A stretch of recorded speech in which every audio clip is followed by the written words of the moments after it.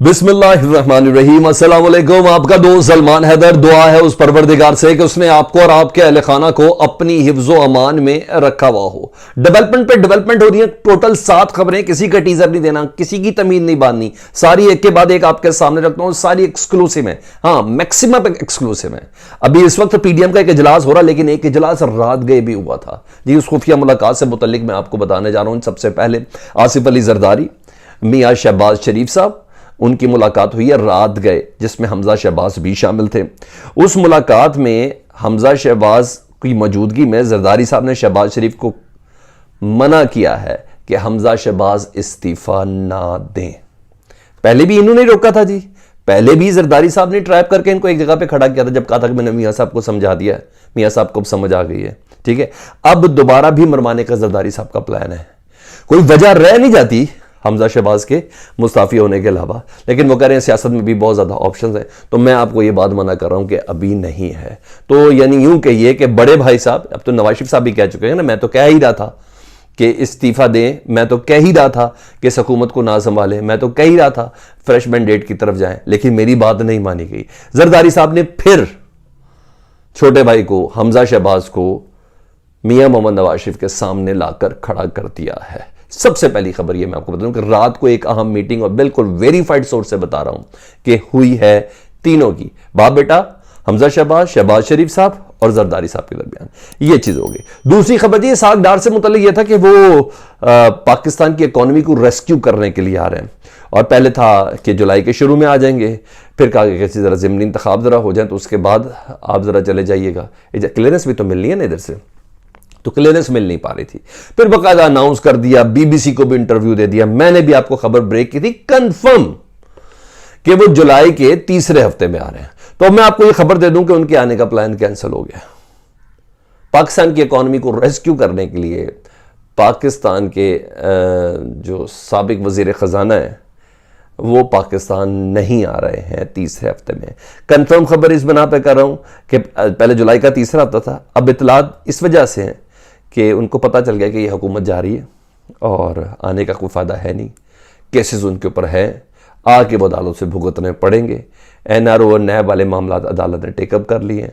इमरान खान दरखास्तों पर दरखास्तें दे रहे हैं, कहीं उनको मिलने वाला मामला है नहीं।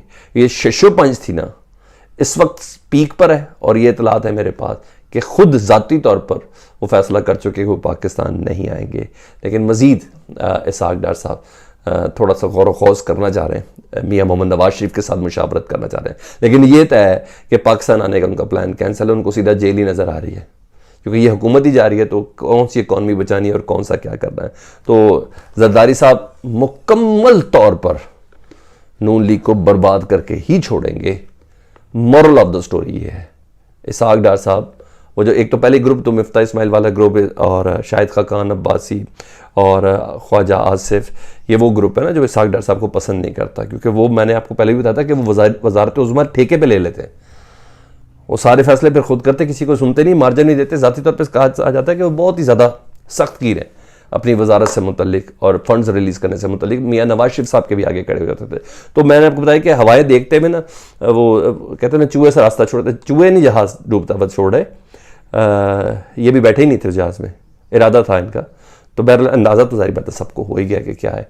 सिर्फ बयानात थोड़ी राना सन्नाउल्लाह के मरियम औरंगज़ेब की बददुआओं ने थोड़ी काम करना है। जिस तरह वो प्रेस कॉन्फ्रेंस कर रही थी, मैं हैरान था। अब क्या था, इमरान खान ये, इमरान खान वो कोसने दे रही थी और तू कुछ भी नहीं कर रही थी। कोई कारकर्दगी, हमने मईशत संभाली, कहाँ संभाली है भाई, हमें बता दो। आज 225 रुपए का डॉलर है, मुझे बता दो ना कौन सी मईशत संभाली आपने, कौन सा पेट्रोल सस्ता किया है, कौन बिजली आज 7.5 रुपए फिर महंगी कर रहे हैं आप, मुझे बता दें। स्टॉक एक्सचेंज का बेड़ा गर्क किया, किस कौन सा किया है? 2,000 रुपए दिए आपने।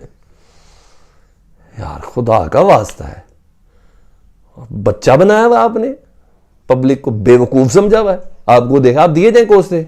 बहरहाल मैंने आपको ये बता दी कि इसाक डार साहब नहीं आ रहे। दूसरी और जी तीसरी खबर, जरा इसको और लेके चले जाए जी। परवेज इलाही साहब बाकायदा सुप्रीम कोर्ट पहुंच गए और उन्होंने मौजूदा हुकूमत के खिलाफ दरख्वास्त दी है, नॉमिनेट किया वज़ीर दाखिला राना सनाउल्लाह को। इसके अलावा उन्होंने मरियम औरंगजेब को फरीक बनाया, वज़ीर आला पंजाब को फरीक बनाया। उन्होंने कहा वज़ीर दाखिला राना सनाउल्लाह ने, मरियम औरंगजेब ने हमें बाकायदा तौर पर धमकियाँ दी हैं और ये सुप्रीम कोर्ट के हवाले से तौहीन अदालत की सुप्रीम कोर्ट इस सिलसिले में कार्रवाई करे कि 5 से 7 अरकान गायब किए जा सकते हैं।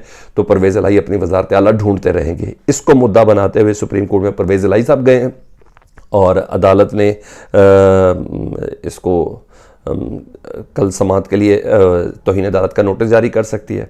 अदालत हाँ कुछ नहीं कर सकती तो इनको पाबंद ज़रूर कर सकती है कि इस तरह की कोई हरकत तुमने नहीं करनी।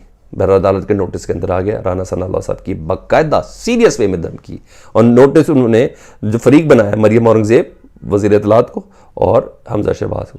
कैसी कोई हैंकी पैंकी अब नहीं होटलों शोटलों के अंदर बंदे रखने, गायब करना, छुट्टियां दिलवानी, ऐसा कोई काम नहीं करना। 22 तारीख को अदालत ने कहा है 22 तारीख को इलेक्शन है तो पूरा पहरा देना है। तो राना तौहीन अदालत की भी कार्रवाई हो सकती है। अदालत के अहकामात के खिलाफ थी ना, तो परवेज इलाही ने राइट टाइम पे शॉट मारी तो सुप्रीम कोर्ट वो चले गए जी। ये बताना था जी। अब आ जाता हूँ जी आज की नैब तरामीम के हवाले से इमरान खान की दरख्वास्त थी, कोई शक नहीं।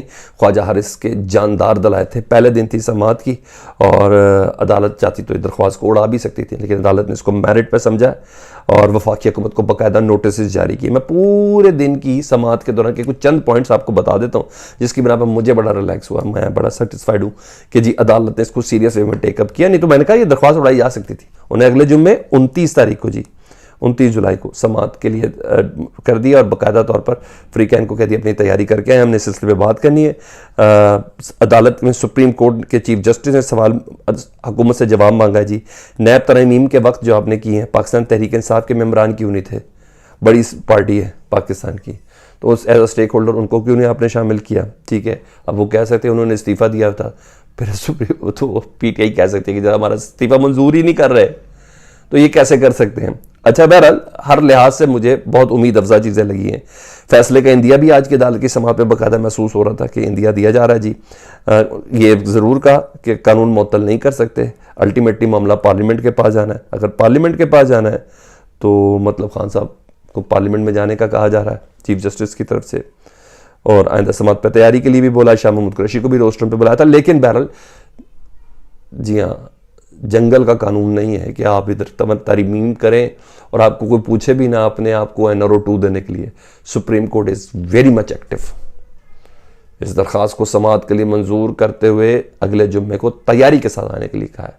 तो वो जो आने की ख्वाहिश में जो रिलीफ था ना, मेरा ख्याल है वो रास्ते में दम तोड़ जाएगा, वो तकलीफ में मुब्तला होने जा रहा है। अच्छा, ये खबर थी। अब और भी आगे सुन लीजिए। PDM में इतलात मेरे पास है कि जी ग्रुपिंग बहुत ज़्यादा है, विद इन नून लीग भी बहुत ज़्यादा ग्रुपिंग है और आर्मी चीफ की एक्सटेंशन के हवाले से ज़्यादा है। खुर्रम दस्तगीर पहले ही कह चुके हैं आम तरीन तैनाती करनी है। शहबाज शरीफ, खुर्रम दस्तगीर ग्रुप ये चंद लोग चाह रहे हैं कि आर्मी चीफ को एक्सटेंशन दे दी जाए, चाहे इसके कि अभी एक्सटेंशन मांगी किसने है, ये चीज़ें DGI SPR पहले क्लियर कर चुके हैं कि नो मोर। नवाज शरीफ नहीं चाहते हैं कि आर्मी चीफ को एक्सटेंशन दी जाए, जरदारी साहब चाहते हैं कि एक्सटेंशन दी जाए। तो नवाज शरीफ एक तरफ खड़े, जरदारी साहब एक तरफ खड़े, तो क्योंकि जारी बात है अब आम इंतखाबात विद देयर ओन तो नहीं है, अपनी मदद आपके तहत नहीं है। जितनी मदद थी उसके बावजूद आप हार गए तो आप कैसे करेंगे? तो बहरहाल मैंने आपको बताया कि PDM में इख्तलाफ शदीद किस्म का है जी। शहबाज गिल साहब ने बाकायदा तौर पर खड़का के रख दिया जी चीफ सेक्रेटरी को और IG को। उन्हें कहा इंतकामी कार्रवाइयाँ जिसने की हैं ना, लॉन्ग मार्च के दौरान, फिर इलेक्शन की कैंपेन के दौरान, चादर तार दीवारी, गिरफ्तारियाँ की हैं, इन तमाम को ना यानी अफसरशाही को पूरी उन्होंने तड़ी करा दी है और ऑन रिकॉर्ड कराई है। उन्होंने कहा आर्टिकल 6 लगाएंगे जब हमारी हुकूमत आएगी। यानी मुस्तकबिल में पॉलिटिकल विक्टिमाइजेशन के लिए जो एडमिनिस्ट्रेशन को या पुलिस को इस्तेमाल किया जाता है उसके आगे बंद बांधा जा सकता है अगर एक बार इन लोगों को निशान इबरत बना दिया जाए तो। सारी पिक्चर हमने 25 जुलाई की जहन में रखनी है।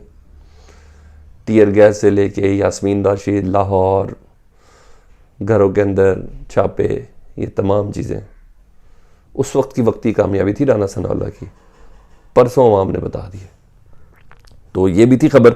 मैंने कहा मैं आपको बता दूं कि शायद मुस्तकबिल में अफसरशाही के आगे बंद बांधने के लिए इस तरह का एक इकदाम करने का सोचा जा रहा है और ये कोई और नहीं, शहबाज गिल साहब कह रहे हैं, इन्फ्लुएंस्ड आदमी है जी। फवाद चौधरी साहब ने सरप्राइज दिया है। उन्होंने ये कह दिया है कि हुकूमत के 5 MNA, MP नहीं MNA, वो उनके साथ राब्ते में है। तो 1 सीट पे तो या 2 सीट पे तो वही हुकूमत खड़ी है, तो 5 राब्ते में है। खैर बहरहाल अगर सदर एतमाद के वोट के हवाले से कह दे तो ये 5 ना पहुंचे तो क्या करेंगे? इस्तीफ़ा नहीं देंगे तो 5 ना पहुंचेंगे तो, बल्कि मुस्लिम लीग काफ का तो भी फैसला भी आने वाला, इन दोनों अफराद कशवाद साहब का भी और चीमा साहब का भी, वो भी फैसला आने वाला। अगर कोई बड़ी जमात अभी 1-2 दिन और ड्रैग कर ले, आज के PDM के इजलास के बाद कुछ कर ले, बहरहाल ये चीज़ें हैं। तो फवाद चौधरी साहब ने भी एक सरप्राइज़ तैयार रखा हुआ है। अब आ जाओ पब्लिक अकाउंट्स कमेटी के मामले के ऊपर, मुकम्मल तौर पर पोलिटिसाइज है जी। एक ख़ास एजेंडे पे काम कर रहे हैं नूर आलम खान, और जिस स्पीड से काम कर रहे हैं ना, कोशिश का काम 2 टके का नहीं किया उन्होंने। जिस स्पीड से वो गुफ्तगू कर रहे हैं ना, लग रहा है कि सांस चढ़ा हुआ उन्हें। उनको अपना मुस्तकबिल तो पंजाब के हवाले से नज़र आ चुका हुआ है कि अगले आम इंतखाबात में वो किधर खड़े हैं, वो बहुत अच्छे से क्लियर हो चुका हो। KPK के अंदर से बहुत ही ज़्यादा अच्छे से क्लियर हो चुका है। तो बयानबाजी सारी चीज़ें पता चल रही किस एजेंडे पे। पहले उन्होंने नैब को पूरा, और एजेंडा में टॉप ऑफ द लिस्ट नैब है, जिसके लिए शायद काका नवाज़ हमेशा कहते हैं कि नैब को ख़त्म होना चाहिए। तैयबा को पहले प्लांट किया जी, और जस्टिस जावेद इकबाल के हवाले से तैयबा गुल साहबा को, और फिर DG नैब को तलब किया जी। DG नैब ने अदालत में चैलेंज किया है तलबी के, जी ये नहीं कर सकते। तो आज उन्होंने आर्टिकल 6 लगाने की धमकी दी है। इस धमकी को मुस्लिम लीग नून के सेनेटर मुशाहिद हुसैन सैयद था, और जेंटलमैन आदमी, अपराइट आदमी है। उन्होंने कहा ये क्या बात कर रहे हैं आप, आर्टिकल 6 लगाने की धमकी दे रहे हैं नूर आलम खान साहब, गलत है ये उन्होंने कहा है मुशाहिद हुसैन सैयद साहब ने। पुलिस को कह रहे हैं कि इनको गिरफ्तार करके हमारे पास लेके आए। तो नूर आलम खान को बहुत ज़्यादा जल्दी है, और जिस जल्दी की बिना पर अंजाम से वाकिफ तो तड़पना भड़कना बनता है। मुझे ऐसा लग रहा है कि ज़बरदस्ती उनको बेइज्जत ह्यूमिलेट करना चाह रहे हैं, और इसके अलावा कोई भी वजह नहीं। एक पूरे प्लांटेड वे के अंदर ये सब चीज़ें थी। मैंने कई सारी खबरें आपके सामने रख दूँ। मज़ीद फीडबैक से मुतल्लिक तो ज़रूर आगा कीजिएगा, और अपना बहुत ज़्यादा ख्याल रखें। अल्लाहुम्मा सल्ली अला मुहम्मद व आले मुहम्मद।